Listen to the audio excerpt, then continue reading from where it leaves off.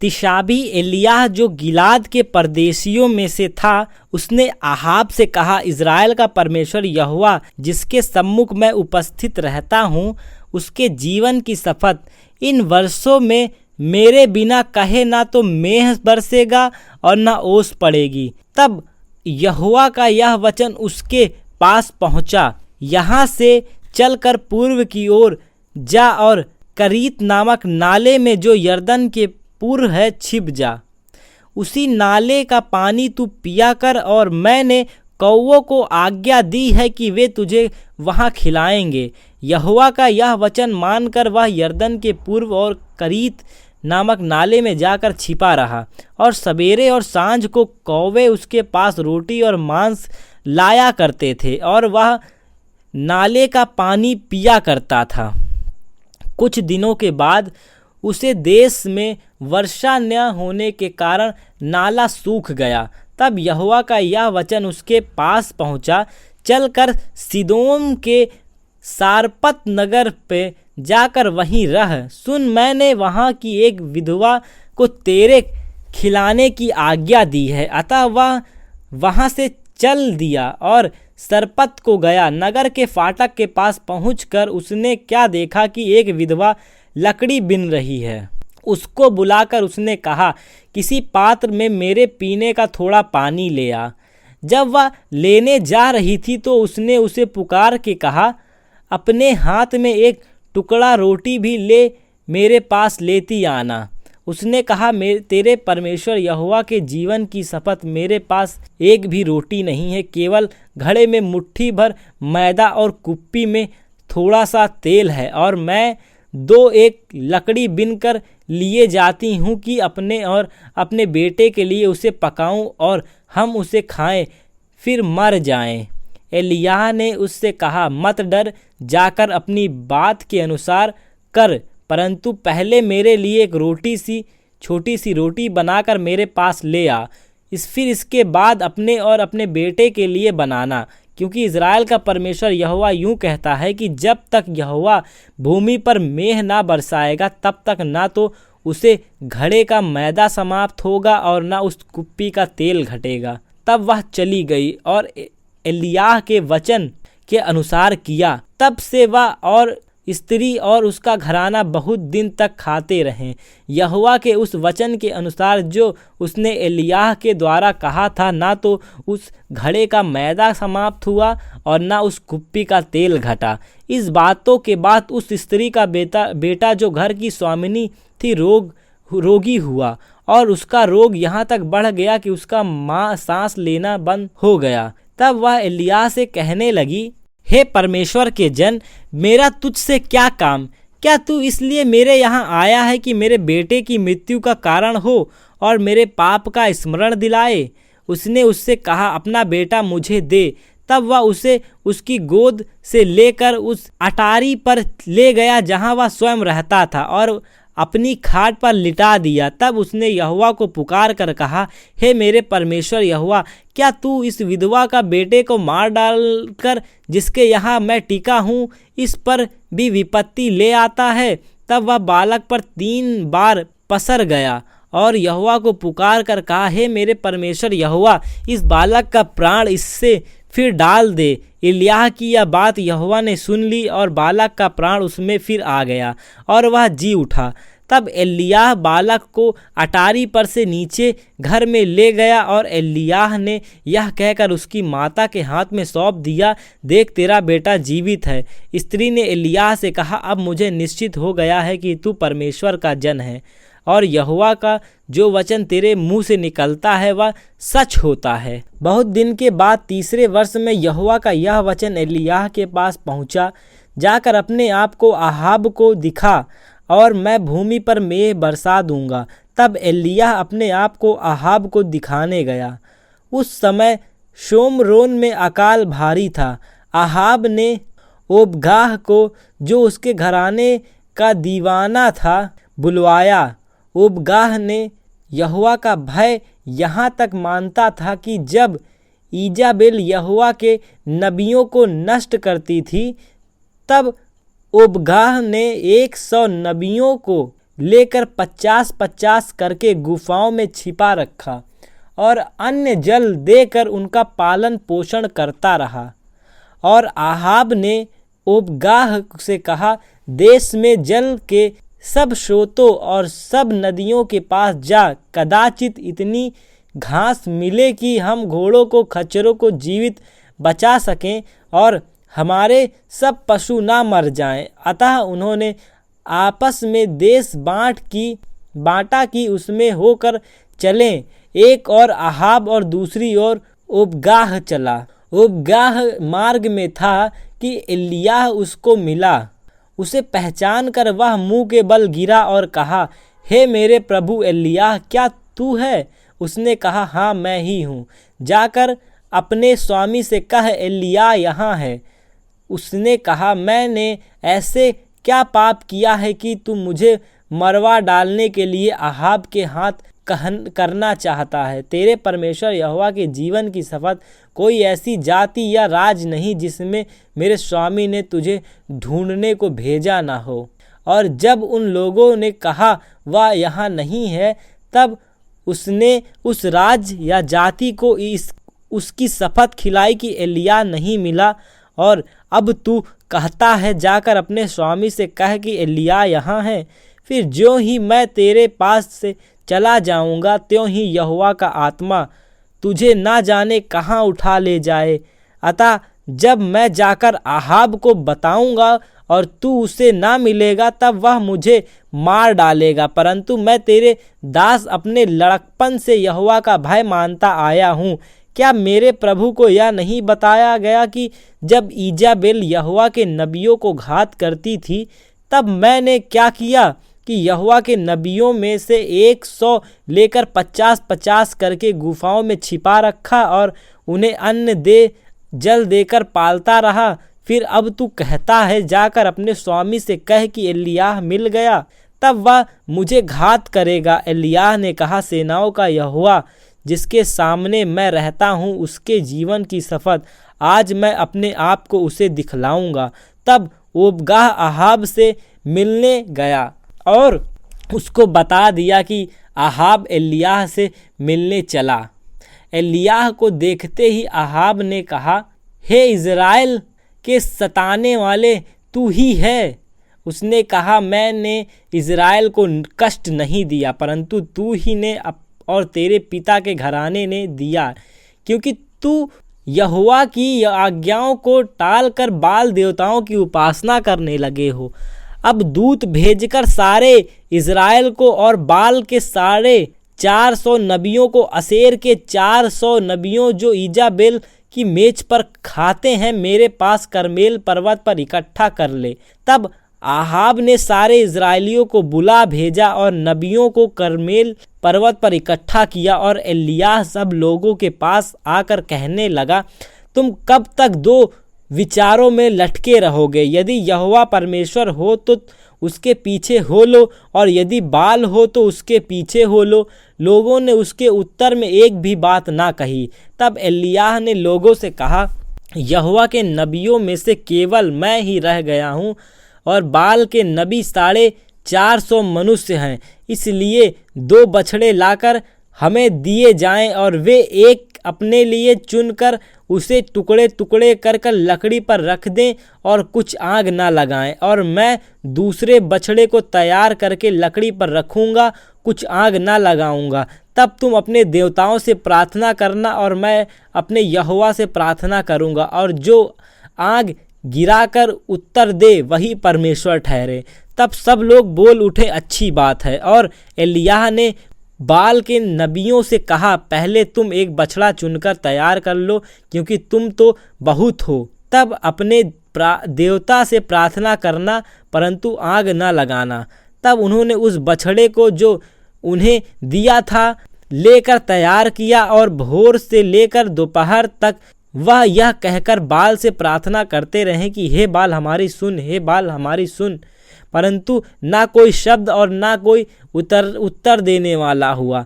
तब वे अपनी बनाई हुई वेदी पर उछलने कूदने लगे। दोपहर को एलिय्याह ने यह कहकर उनका ठट्ठा किया, ऊंचे शब्द से पुकारो, वह तो देवता है, वह तो ध्यान लगाए होगा या कहीं गया होगा या यात्रा में होगा या हो सकता है कि सोता हो और उसे जगाना चाहिए। और उन्होंने बड़े शब्द से पुकार पुकार के अपनी रीति के अनुसार छुरियां बर्छियां से अपने अपने को यहाँ तक घायल किया कि लहू लुहान हो गए। वे दोपहर भर ही क्या वरन भेंट चढ़ाने के समय तक नबूवत करते रहे, परंतु कोई शब्द ना सुन पड़ा और ना तो किसी ने उत्तर दिया और ना कान लगाया।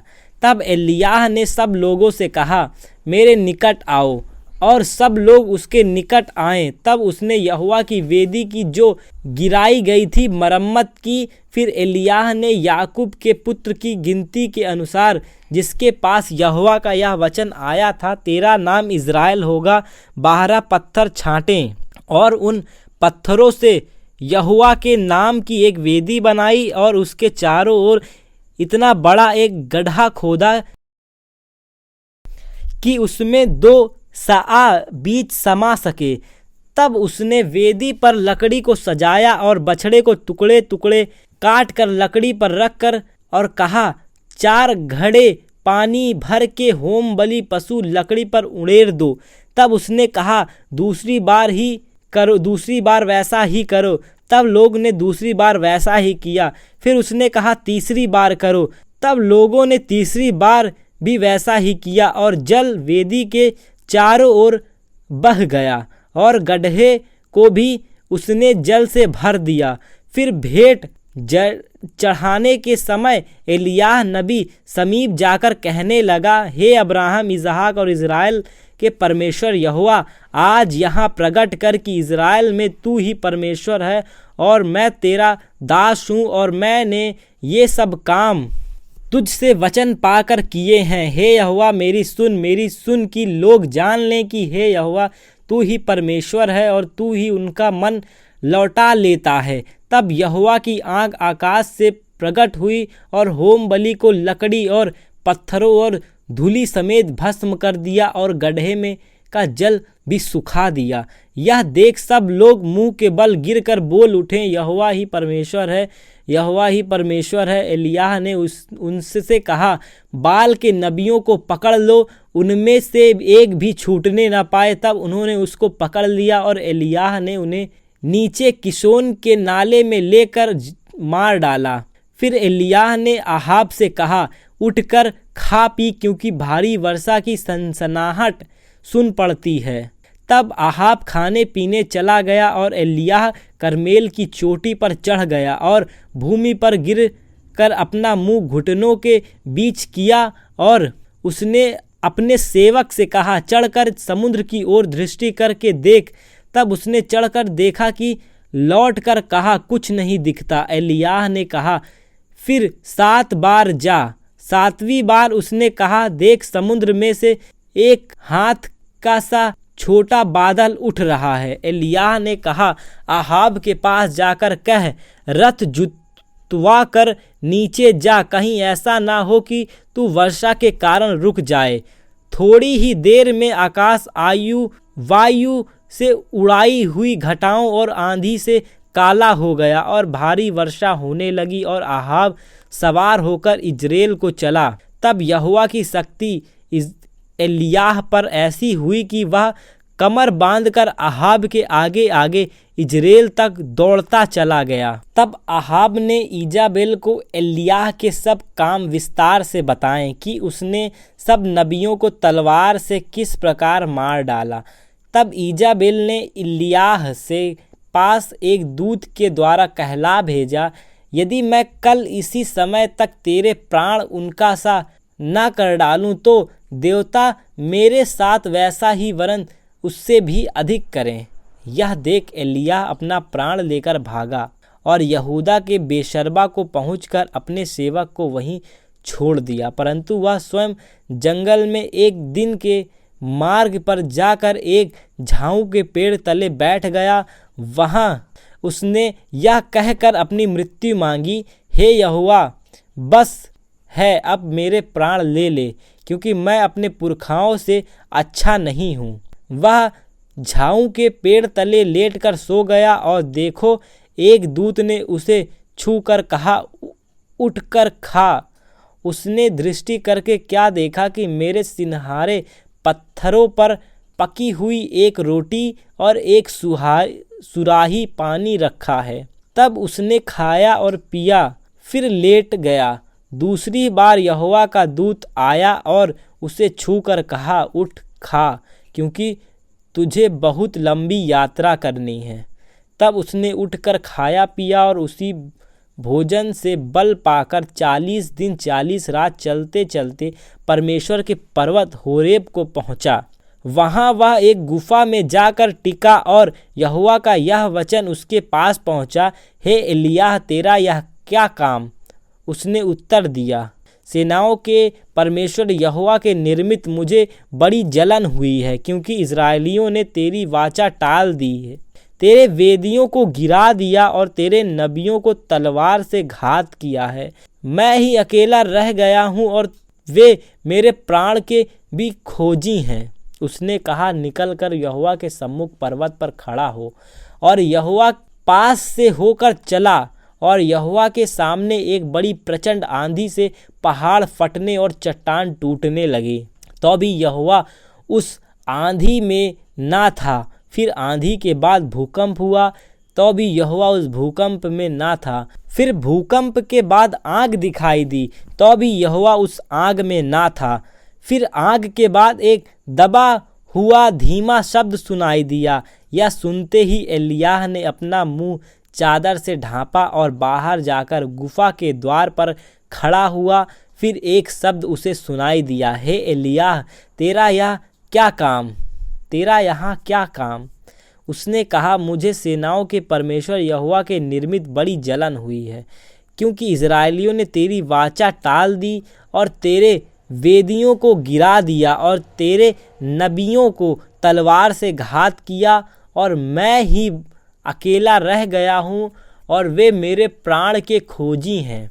यहोवा ने उससे कहा, लौट कर दाक्षिमिक के जंगल को जा और वहाँ पहुँचकर आराम का राजा होने के लिए हजाएल का और इज़राइल का राजा होने के लिए निमशी के पोते यीशु का और अपने स्थान पर नबी होने के लिए अबेलम होला के शपात का पुत्र एलीशा का अभिषेक करना। और हजाएल की तलवार से जो कोई बच जाए उसको येहू मार डालेगा, और जो येहू से की तलवार से बच जाए उसको एलीशा मार डालेगा। तो भी मैं 7,000 इजरायलियों को बचा सकूंगा।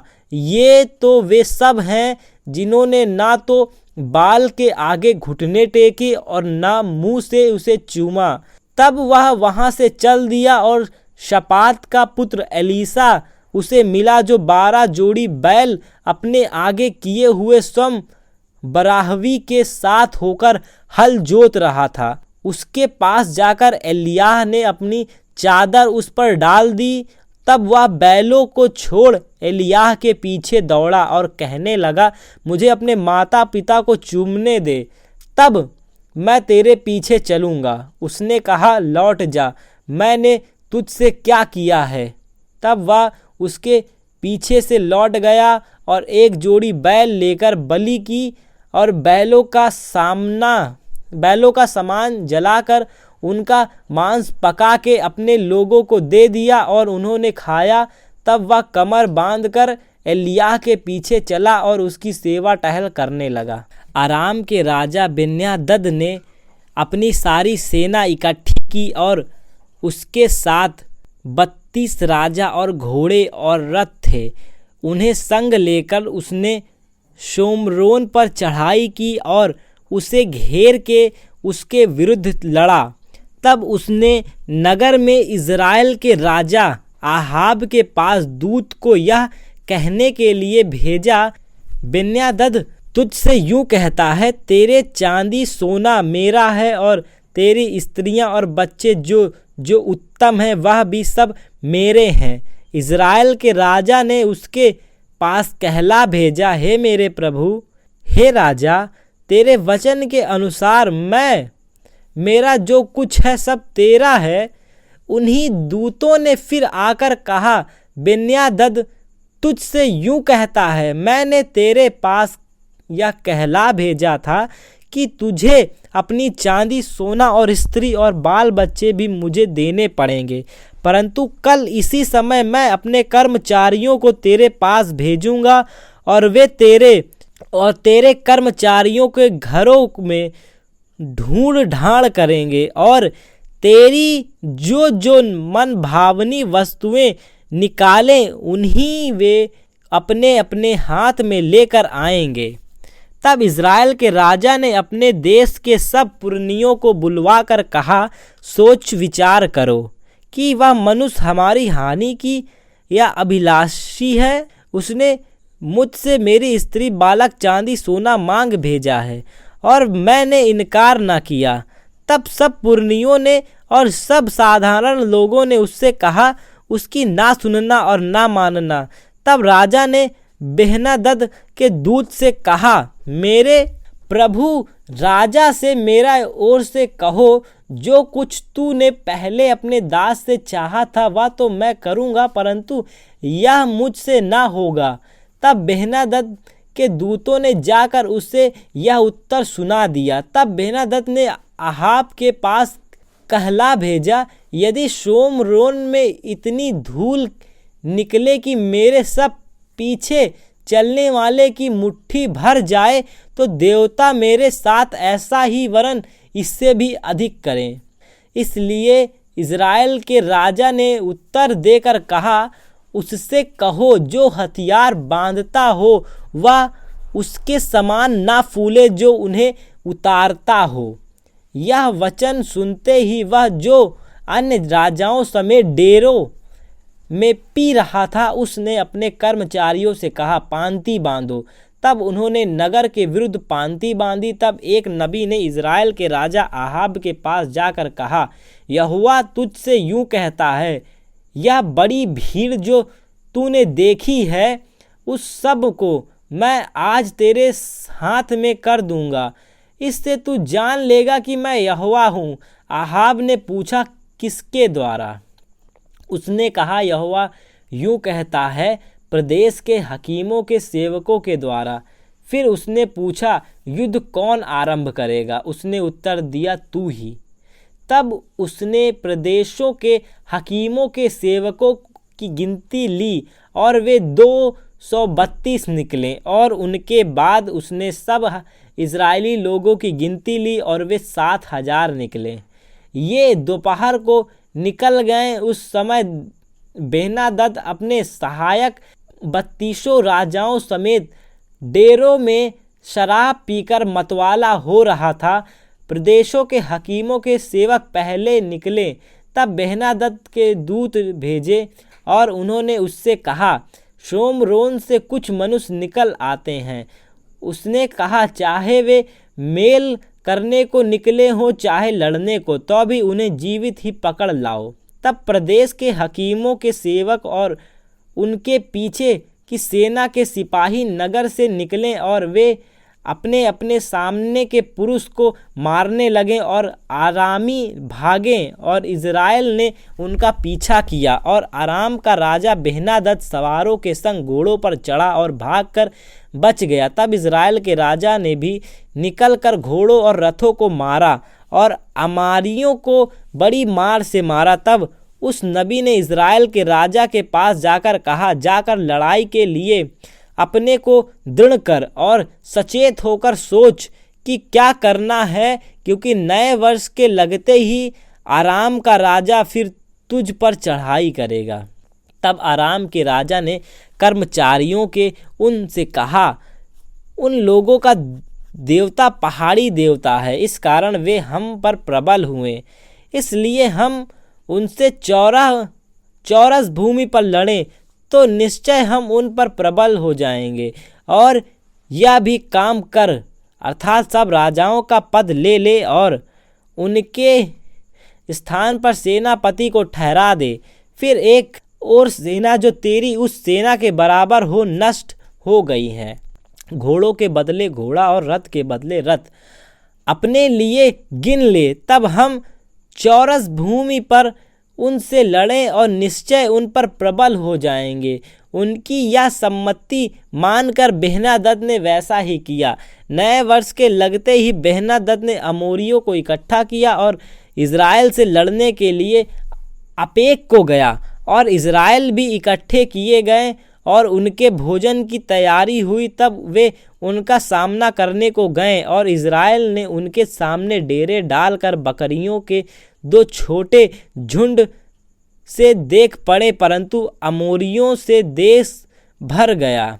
तब परमेश्वर ने उसी जन से इज़राइल के राजा के पास जाकर कहा, यहोवा यूँ कहता है, अमोरियों ने यह कहा कि यहोवा पहाड़ी देवता है, परंतु नीचे भूमि का नहीं है। इस कारण मैं उस बड़ी भीड़ को तेरे हाथ में कर दूंगा। तब तुझे ज्ञात हो जाएगा कि मैं यहोवा हूँ। और वे 7 दिन आमने सामने डेरे डाले पड़े रहे। तब 7वें दिन युद्ध छिड़ गया और एक दिन में इज़राइल ने 1 लाख अरामी प्यादे मार डाले। जो बच गए वह अपेक को भागकर नगर में घुसे, और वह उन बचे हुए लोगों में से 27,000 पुरुष शहर पनाह की दीवाल के गिरने से दबकर मर गए। बेहनादद भी भाग गया और नगर की एक भीतरी कोठरी में गया। तब उसके कर्मचारियों ने उससे पूछा, सुन, हमने तो सुना है कि इज़राइल के घराने के राजा दयालु राजा होते हैं, इसलिए हमें कमर में टाट और सिर पर रस्सियां बांधे हुए इज़राइल के राजा के पास जाने दे, संभव है कि वह तेरा प्राण बचा ले। तब वे कमर में टाट और सिर पर रस्सियां बांधे इज़राइल के राजा के पास जाकर कहने लगे, तेरा दास बेहनादद तुझसे कहता है, कृपा करके मुझे जीवित रहने दे। राजा ने उत्तर दिया, क्या वह अब तक जीवित है? वह तो मेरा भाई है। उन लोगों ने इसे शुभ शकुन जानकर फुर्ती से बूझ लेने का यत्न किया कि उसके मन की बात की नहीं, और कहा, हाँ, तेरा भाई बेहनादद। राजा ने कहा, जाकर उसको ले आओ। तब बेहनादद उसके पास निकल आया और उसने उससे अपने रथ पर चढ़ा लिया।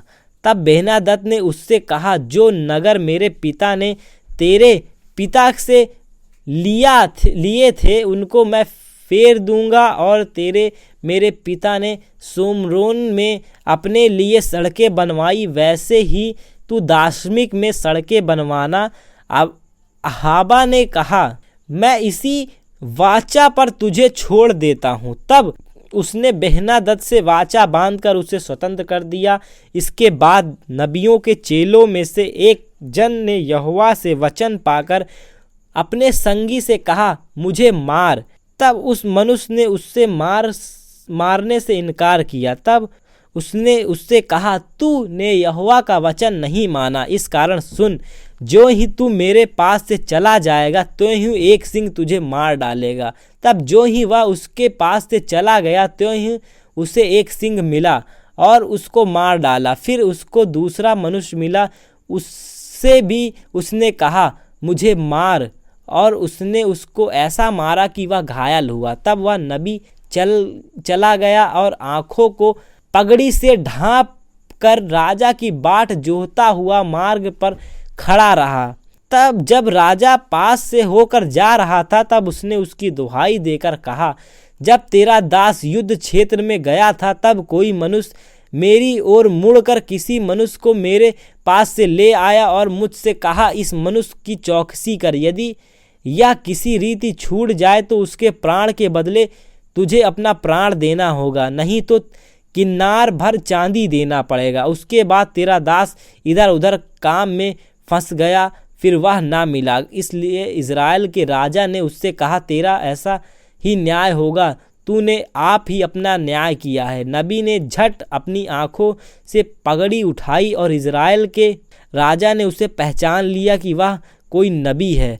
तब उसने राजा से कहा, यहोवा तुझसे यूँ कहता है, इसलिए कि तूने अपने हाथ से ऐसे एक मनुष्य को जाने दिया जिसे मैंने सत्यानाश हो जाने के लिए ठहराया था। तुझे उसके प्राण के बदले अपना प्राण और उसकी प्रजा के बदले अपनी प्रजा देनी पड़ेगी। तब इज़राइल का राजा उदास और अप्रसन्न होकर घर की ओर चला और सोमरोन को आया। नाबोत नामक एक इजरायली का एक दाख की बारी सोमरोन के राजा आहाब के राज मंदिर के पास इजराइल में थी। इन बातों के बाद आहाब ने नाबोत से कहा, तेरी दाख की बारी मेरे घर के पास है, तो तू उसे मुझे दे कि मैं उसमें साग पात की बारी लगाऊं, और मैं उसके बदले तुझे अच्छी अच्छी एक बाटिका दूंगा। नहीं तो तेरी इच्छा हो तो मैं तुझे उसका मूल्य दे दूंगा। नाबोत ने आहाब से कहा, यहोवा ना करे कि मैं अपने पुरखाओं के निज भाग तुझे दूं। इजरायली नाबोत के इस वचन के कारण मैं तुझे अपने पुरखाओं का निज भाग ना दूंगा। आहाब उदास और अप्रसन्न होकर अपने घर गया और बिछौने पर लेट गया और मुंह फेर लिया और कुछ भोजन ना किया। तब उसकी पत्नी इजाबेल ने उसके पास आकर पूछा, तेरा मन क्यों ऐसा उदास है कि तू कुछ भोजन नहीं करता? उसने कहा, कारण यह है कि मैंने इजरायली नाबोत से कहा कि रुपया लेकर मुझे अपनी दाख की बारी दे, नहीं तो यदि तू चाहे तो मैं उसके बदले दूसरी दाख की बारी दूंगा। और उसने कहा, मैं अपनी दाख की बारी तुझे ना दूंगा। उसकी पत्नी इजाबेल ने उससे कहा, क्या तू इज़राइल का राज करता है कि नहीं? उठकर भोजन कर और तेरा मन आनंदित हो। इजरायली नाबोत की दाख की बारी मैं तुझे दिलवा दूंगी। तब उसने आहाब के नाम से चिट्ठी लिखवाकर उसकी अंगूठी की छाप लगवाकर उन पुरनियों और रईसों के पास भेज दी जो उसी नगर में नाबोत के पड़ोस में रहते थे। उस चिट्ठी में उसने यूँ लिखा, उपवास का प्रचार करो और नाबोत को लोगों के सामने ऊंचे स्थान पर बैठाना। तब दो नीचे जन को उसके सामने बैठाना और साक्षी देकर उससे कहें, तूने परमेश्वर और राजा दोनों की निंदा की। तब तुम लोग उसे बाहर ले जाकर उस पर पथराव करना कि वह मर जाए। इजाबेल ने चिट्ठी में की आज्ञा के अनुसार नगर में रहने वाले पुरनियों और रईसों ने उपवास का प्रचार किया और नाबोत को लोगों के सामने ऊंचे पर स्थान पर बैठाया। तब दो नीचे जन आकर उसके सम्मुख बैठ गए और उस नीचे जनों के लोगों के सामने नाबोत के विरुद्ध साक्षी दी। नाबोत ने परमेश्वर और राजा दोनों की निंदा की। इस पर उन्होंने उसे नगर से बाहर ले जाकर उस पर पथराव किया और वह मर गया। तब उन्होंने इजाबेल के पास यह कहला भेजा कि नाबात पथराव करके मार डाला गया है। यह सुनते कि नाबोत पथराव करके मार डाला गया है, इजाबेल ने आहाब से कहा, उठकर इजरायली नाबोत की दाख की बारी को, जिसे उसने तुझे रुपया लेकर देने से भी इनकार किया था, अपने अधिकार में ले, क्योंकि नाबोत जीवित नहीं परंतु वह मर गया है। इजरायली नाबोत की मृत्यु का समाचार पाते ही अब्रार उसकी दाख की बारी अपने अधिकार में लेने के लिए वहां जाने को उठ खड़ा हुआ। तब यहोवा का यह वचन तिशबी एलियाह के पास पहुंचा, चल सोमरोन में रहने वाले इज़राइल के राजा आहाब से मिलने को जा, वह तो नाबोत की दाख की बारी में है, उससे अपने अधिकार में लेने को वह वहाँ गया है। और उससे यह कहना कि यहोवा यूँ कहता है, क्या तूने घात किया और अधिकारी भी बन बैठा? फिर तू उससे यह भी कहना कि यहोवा यूँ कहता है, जिस स्थान पर कुत्तों ने नाबोत का लहू चाटा, उसी स्थान पर कुत्ते तेरा भी लहू चाटेंगे। इलिय्याह को देखकर आहाब ने कहा, हे मेरे शत्रु, क्या तूने मेरा पता लगाया है? उसने कहा, हाँ लगाया तो है, और इसका कारण है यह है कि यहोवा की दृष्टि में बुरा है। इसका कारण यह है कि तू यहोवा की दृष्टि में बुरा है। उसे करने के लिए तूने अपने को बेच डाला। मैं तुझ पर ऐसी विपत्ति डालूंगा कि तुझे पूरी रीति से मिटा डालूंगा, और आहाब के घर के एक एक लड़के को, और क्या बंधुआएं, क्या स्वाधीन इज़राइल में हर एक रहने वाले को भी नष्ट कर डालूंगा। और मैं तेरा घराना नाबात के पुत्र यहोबाम और अहियाम के पुत्र शाबा का सा कर दूंगा। एलियाह की तूने मुझे क्रोधित किया और इज़राइल से पाप करवाया। और ईजाबेल के विषय में यहोवा यह कहता है, इजराइल के किले के पास कुत्ते ईजाबेल को खा डालेंगे। अहाब का जो कोई नगर में मर जाएगा उसको कुत्ते खाएंगे, और जो कोई मैदान में मर जाएगा उसको आकाश के पक्षी खाएंगे। सचमुच अहाब के तुल्य और कोई न था, जिससे अपनी पत्नी ईजाबेल के उकसाने पर वह काम करने को जो यहोवा की दृष्टि में बुरा है अपने को बेच डाला था।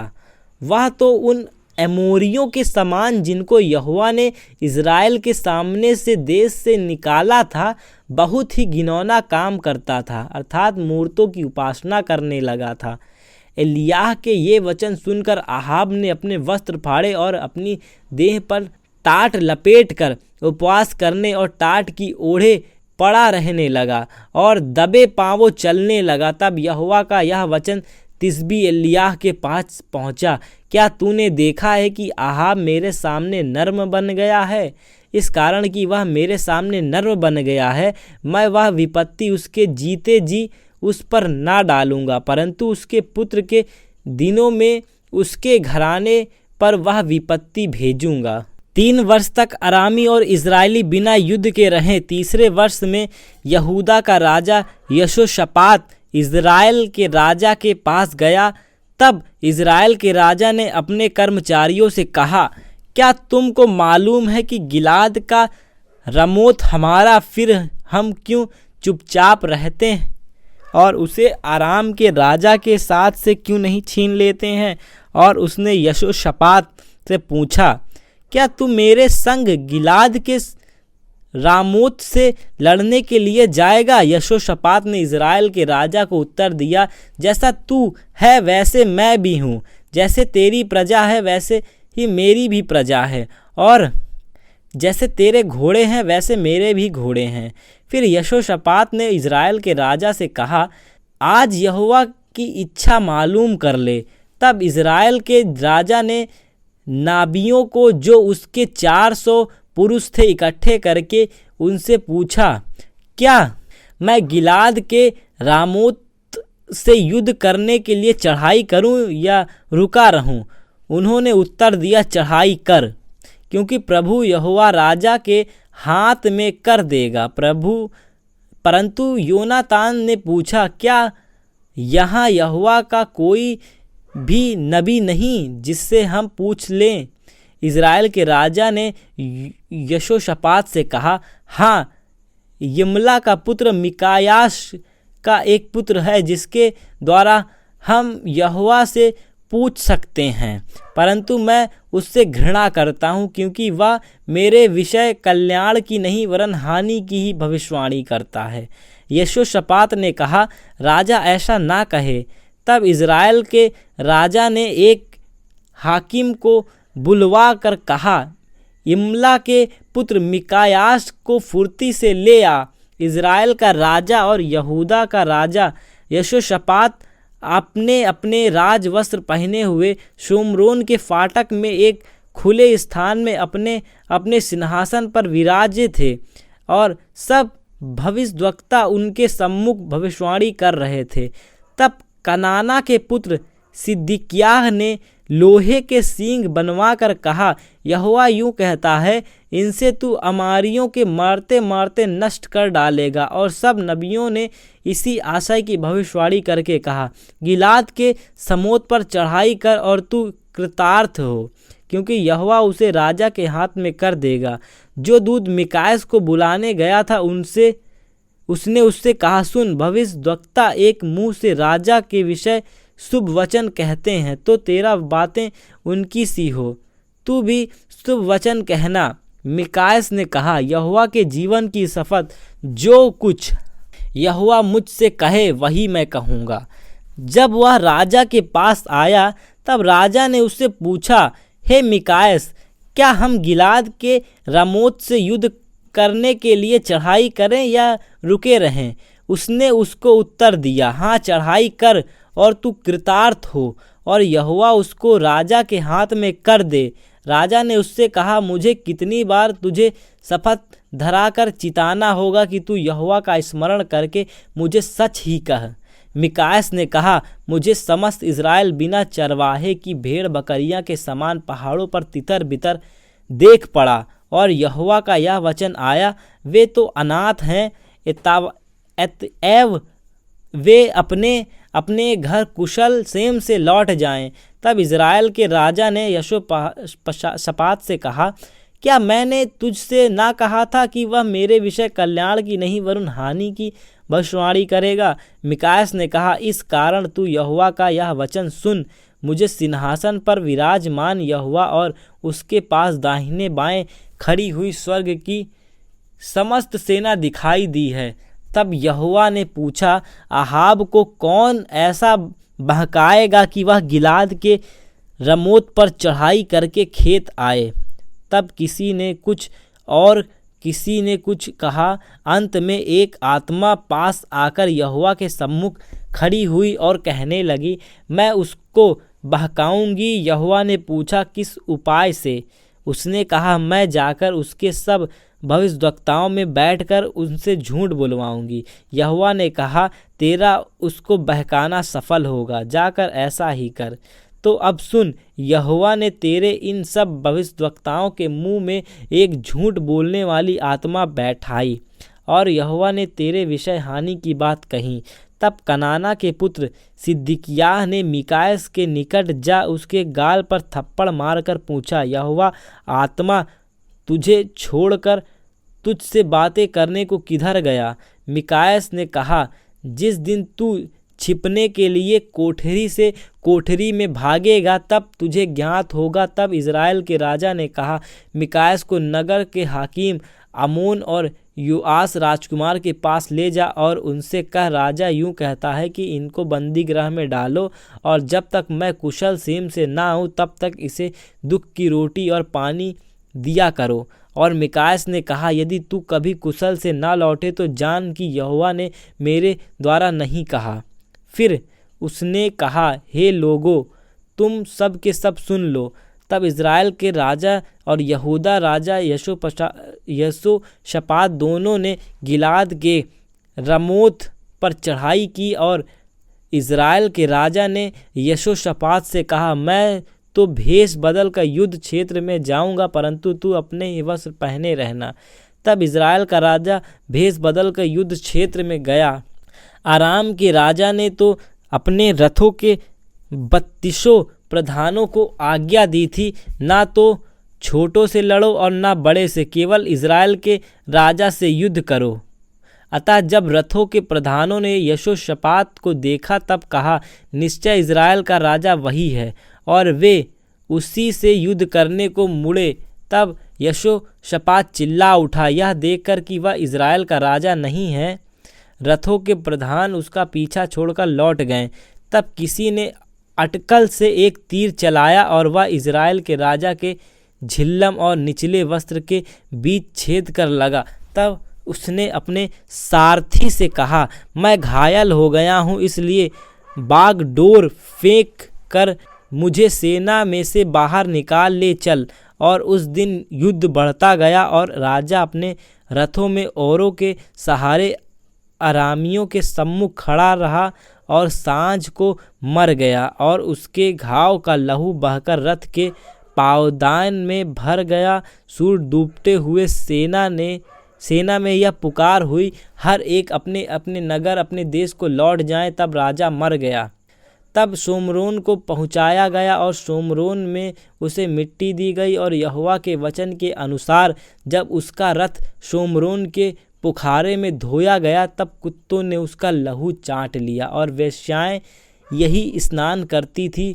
अहाब के और सब काम जो उसने किए, हाथी दांत का जो भवन उसने बनाया, और जो नगर उसने बसाए थे, यह सब इज़राइली राजाओं के इतिहास की पुस्तक में नहीं लिखा है।